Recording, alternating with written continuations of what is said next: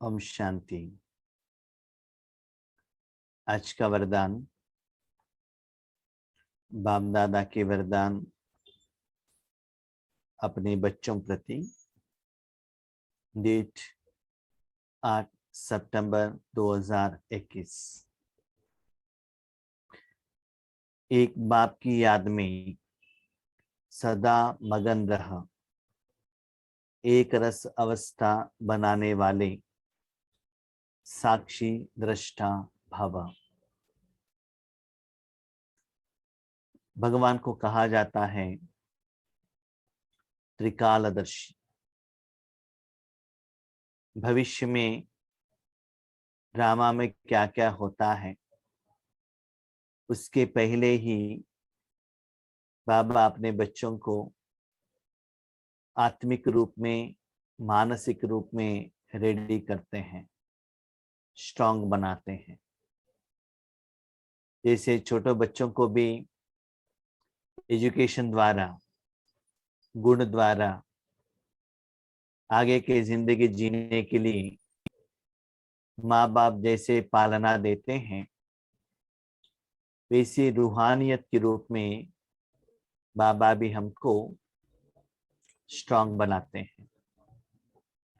तो आज बाबा हमको ये कह रहे हैं, बच्चे वर्तमान समय और भविष्य में दुनिया में इतना दुख है, दर्द है, टेंशन है, समस्याएं हैं, स्ट्रेस है। आप आत्मा हो, जहां भी मन लगाते हो उसका असर जरूर आपके ऊपर प्रभाव पड़ेगा ही। उसके ऊपर रखना या न रखना वो आपके हाथ में है। जैसे कि हम देखते हैं हॉस्पिटल में किसी का माँ बाप का तबीयत ठीक नहीं है, अंदर एडमिटेड है, हजारों किलोमीटर दूर में है, तो उनका जो फीलिंग कितना दर्दनाक होता है, अपना पेरेंट को हॉस्पिटल में लगाया है। वैसे एक व्यक्ति, डॉक्टर उस शरीर को काट रहा है, सिलाई कर रहा है, ऑपरेशन कर रहा है, फिर भी उस पेशेंट का दर्द को वो कैच नहीं कर रहा है। कैच करेगा तो ठीक से ऑपरेशन नहीं कर सकता है। और एक आत्मा ऐसा है, वो दिखाई नहीं देता है, 2000 किलोमीटर दूर में है, फिर भी इस आत्मा का दर्द का फीलिंग वो कर रहा है। इसका मतलब क्या है? अनुभव करना या न करना वो मेरे हाथ में है। इसलिए बाबा ने हमको ड्रामा का राज बहुत अच्छा बताया है। बच्चे, आप कितना भी सोचो, कुछ भी करो, ड्रामा परिवर्तन होने वाला नहीं है। लेकिन सदा यही सोचो, भगवान के रीत में आपके लिए भी कल्याण हो, दुनिया के लिए भी कल्याण हो। तो आपके लिए कल्याण एक ही बात में है, आप अपने मन को भगवान में रखेंगे। न केवल वर्तमान समय में, 5000 साल में आप देखा जाए, आत्मा का कल्याण सिर्फ मन को परमात्मा में रखने से ही होता है। इसके आप अनुभवी भी हो, अनुभव भी कर रहे हो, उसका परसेंटेज दिन ब दिन ज्यादा भी हो रहा है। और जो आज मनुष्य आत्माएं अपने हिसाब किताब के अनुसार और ड्रामा के अनुसार और भी ये दुख दर्द का जो दृश्य है, स्थूल में और सूक्ष्म में दोनों बढ़ने वाला ही है। चेंज तो नहीं होता है, हर एक आत्मा का अपना हिसाब किताब चुप तो होना ही है।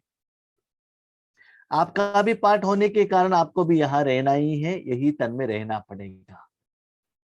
लेकिन ज्ञान होने के कारण आप क्या करो, अपने मन को सेफ जगह पर रखो। ये 2 साल से हमको तो इतना अनुभवी बनाया है बाबा ने हम सभी को। कोरोना के कारण जब लॉकडाउन लगाया तो लोग क्या सोचते थे, हमारा जो ओरिजिनल घर है जहां हमारे माँ बाप रहते हैं, माता पिता रहते हैं, पत्नी बच्चे जो रहते हैं, वहां हम जाकर पहुंच जाए सेफ। नहीं तो ऐसा एक जगह पर हम अटक जाएंगे, भले हम जॉब पर गए हैं और कुछ गए हैं, तो वहां से घर में पहुंचना बहुत मुश्किल है। बाहर का दुनिया में तो ऐसा वातावरण है, हमने देखा भी है, अनुभव भी किया है।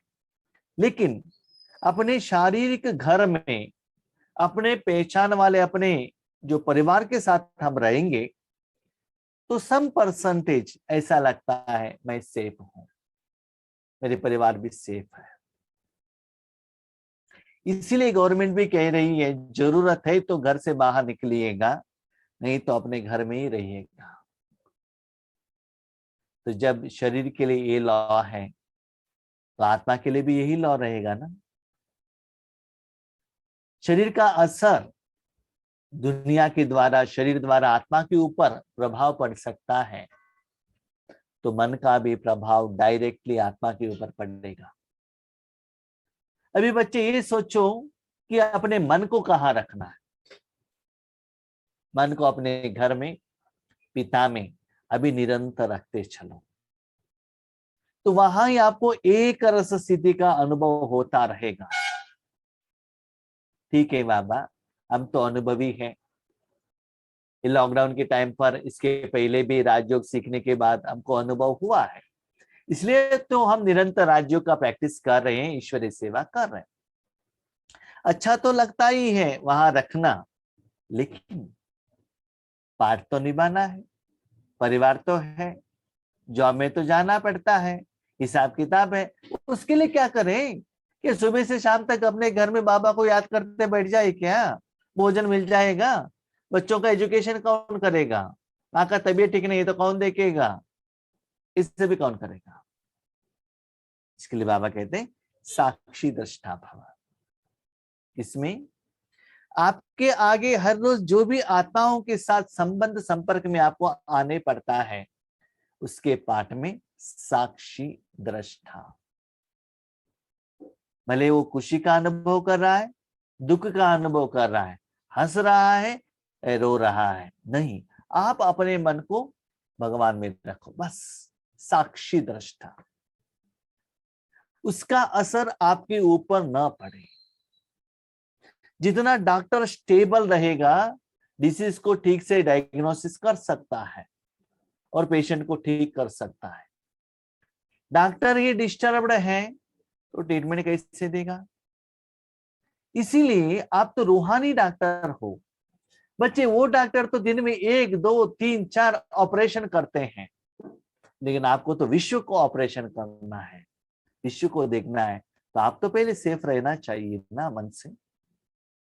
तो ऑपरेशन थिएटर जहां है, सेफ जगह है, वहां जाकर रहो। अभी से प्रैक्टिस करो, बार बार बार अपने मन को परमात्मा में रखो और एक रस स्थिति में स्थित हो जाओ। बाकी सदा आपका अटेंशन इसमें रहे। जैसे कि डॉक्टर हॉस्पिटल के अंदर में गए, कोई रो रहा है, कोई कंप्लेंट कर रहा है, कोई डॉक्टर को गाली दे रहा है, कोई कहता है डॉक्टर आपने बहुत अच्छा काम किया, किसी से भी वो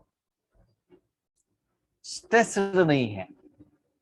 इसको कहते हैं स्थित प्रज्ञावस्था। सिर्फ मेरा ड्यूटी मैं निभा रहा हूं, बस। ऐसे ही बाबा ने हमको रूहानी डॉक्टर बनाया है, मास्टर सर्जन बनाया है। तो अभी से प्रैक्टिस करो कि सेफ जगह पर रखने का। तो ड्रामा ने हमको ये कोरोना द्वारा सिखाया है, बच्चे सेफ जगह डिसाइड करो। ड्रामा में ये भी सिखाया है, क्या सिखाया बच्चे? भविष्य में मुंबई नहीं रहेगा और विशाखापट्टनम भी नहीं रहेगा। जो समुद्र के नजदीक में जो ये है ना, क्या है, जो भी शहर है, वो सभी समुद्र लेकर चला जाएगा।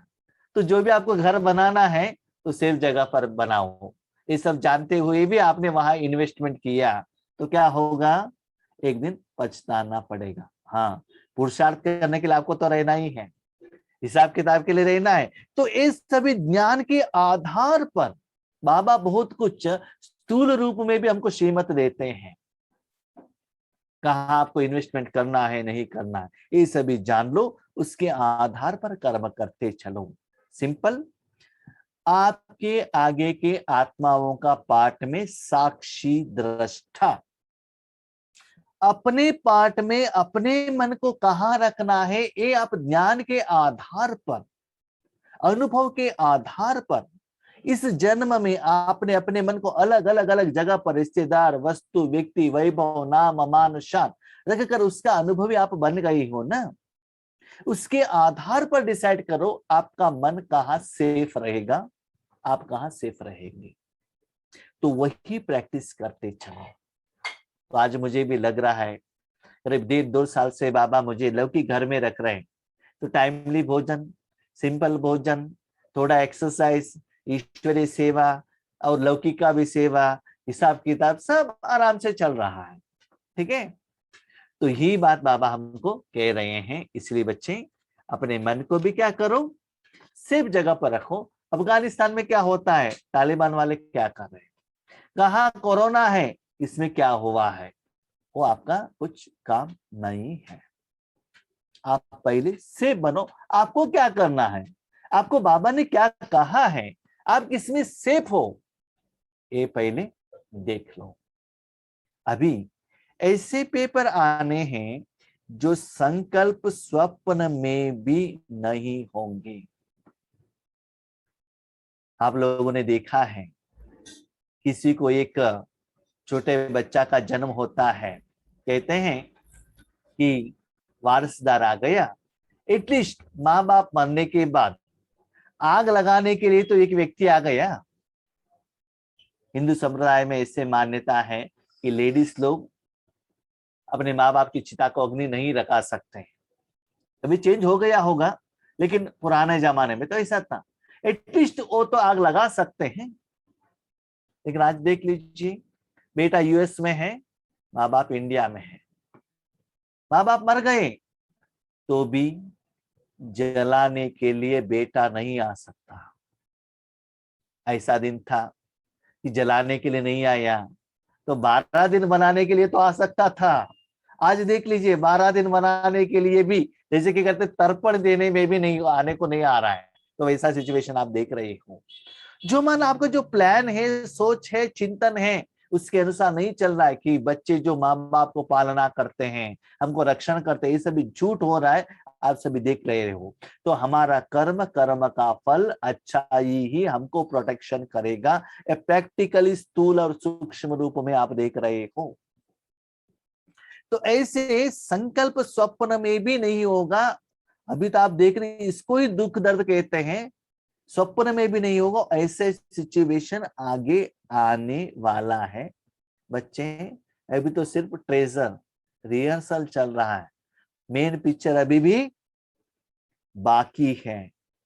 याद रखिएगा, दोनों साइड में, दोनों साइड में, दोनों साइड माना इतना अथाह सुख, जय जयकार का भी फिल्म बाकी है, इतना दुख, पहाड़ गिरने वाला, ये फिल्म भी बाकी है।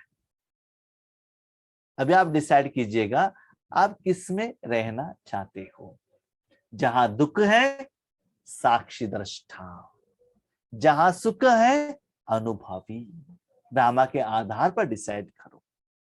परंतु आपकी प्रैक्टिस ऐसी होनी चाहिए जैसे हद का ड्रामा साक्षी होकर देखा जाता है, फिर चाहे दर्दनाक दृश्य हो या हंसी का हो, अंतर नहीं होता है। जैसे लौकिक ड्रामा और फिल्म रहता है, साक्षी होकर देखते हैं। कोई कोई मेन एक्टर रहता है ना, किसी किसी में हीरो पात्र भी करता है, पार्ट भी करेगा और विलन का पार्ट भी करेगा, साक्षी होकर पाठ करेगा, देखने वाला भी साक्षी होकर देखेगा, देखने के बाद भूल जाएगा, बस खत्म। हंसी का बात है, हंस लिया, चैप्टर क्लोज। हम छोटेपन में थे ना, आज भी मुझे लगता है कोई फिल्म में कोई रो रहा है, मुझे मेरे आंखों में भी आंसू आ जाता है, और उतना उसमें हम क्या हो जाते हैं, इंक्लूजन हो जाते हैं, ऐड हो जाते हैं। तो ऐसे आपको क्या करना है, साक्षी। जैसे कि बाजू घर में किसी झगड़ा हो रहा है, साक्षी। हमारे घर में झगड़ा हो रहा है, हम उसमें मन को लगाते हैं। इंडिया में कुछ हो गया टेंशन, अफगानिस्तान में इंफॉर्मेशन है ना। तो बाबा कहते हैं बच्चे अपने लिए सोचो, अभी इसमें स्वार्थी बन जाओ।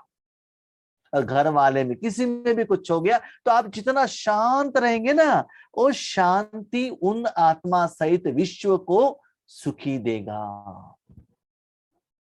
एक घर का मालिक डिस्टर्ब होगा, सारा घर डिस्टर्ब होगा।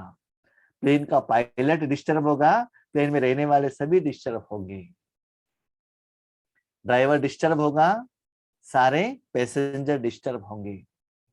और संगम युग में ब्राह्मण डिस्टर्ब होगा, सारे वृक्ष डिस्टर्ब होने लगेगा। ये जान लो, क्योंकि आपके द्वारा ही आप तो ड्राइवर हो ना। ये जान लो और समझ लो।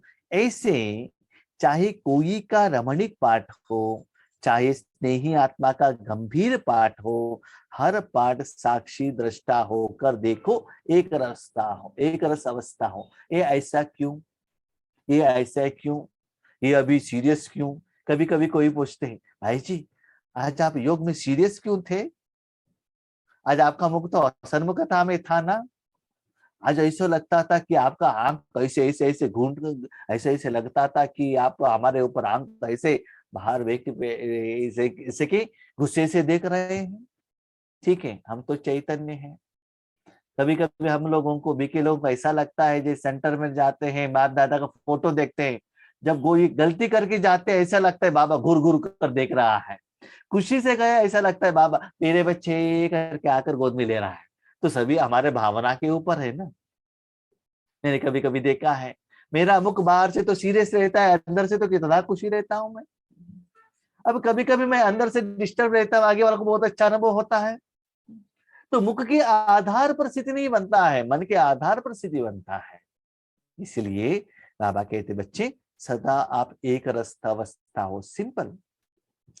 आप अपने अवस्था और स्थिति में अटेंशन रखो, पर मत, पर दर्शन और कोई मनुष्यात्माओं का पाठ में, में, कर्म के फल में, भावना में आपको कनेक्ट होने का जरूरत नहीं है।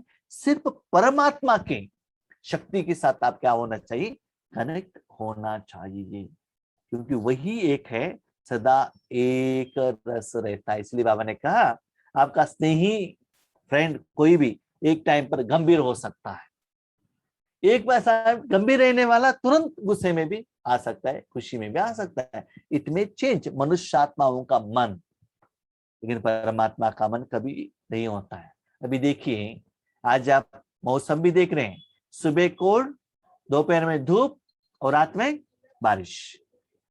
हमको क्या चाहिए, एसी, एक रस। जब शरीर के लिए एसी चाहिए तो मन के लिए भी एसी चाहिए। तो मन का एसी कहाँ मिलेगा, परमात्मा में मिलेगा। तो कितना सुंदर बात बाबा ने कही है, इन एडवांस बच्चे भविष्य में ऐसे होने वाला है। जैसे कि कहते हैं ना, हाँ अभी बेंगलुरु में 2 दिन के बाद स्ट्राइक है, कर्फ्यू है, तो क्या करेंगे, 2 दिन पहले अपने गांव में आकर बैठ जाएंगे। जैसे कि लास्ट ईयर मार्च में समझ में आ गया कि लॉकडाउन होने वाला है, पता चल गया, सेवा में गया था, 2 दिन पहले घर में आकर बैठ गया। नहीं आया होता तो मैं बेंगलुरु में अटक जाता था। घर में भी माँ को भी टेंशन, परिवार वालों को भी टेंशन, मुझे भी टेंशन। इसीलिए बाबा कहते हैं बच्चे अभी आप जो गांव देश विदेश घूम रहे हो, नहीं भाई जी हम अपने घर में हैं, शरीर के लिए मन में घर में है, मन को ऐसे घुमा रहे हो, वहां बच्चे सुख नहीं है। सुख कहाँ है, घर में है।